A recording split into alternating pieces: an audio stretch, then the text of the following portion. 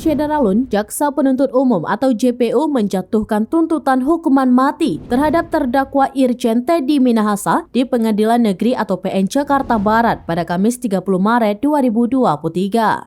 Mantan Kapolda Sumatera Barat Irjen Pol Teddy Minahasa dituntut dalam kasus peredaran narkoba jenis sabu.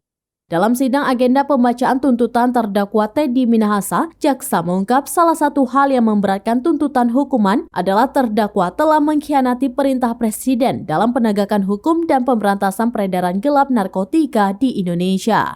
Pasalnya ketika melakukan perbuatan tersebut, Teddy Minahasa menjabat sebagai Kapolda Sumatera Barat.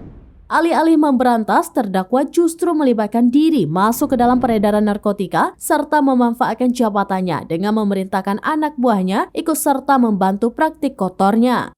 Jaksa pun menyatakan tidak ada hal yang meringankan tuntutan hukum bagi Teddy Minahasa. Adapun dalam tuntutannya, jaksa menyatakan Teddy bersalah melakukan jual beli narkotika jenis sabu. Teddy dinyatakan terbukti melanggar pasal 114 ayat 2 Undang-Undang Republik Indonesia nomor 35 tahun 2009 tentang narkotika junto pasal 55 ayat 1 ke 1 KUHP.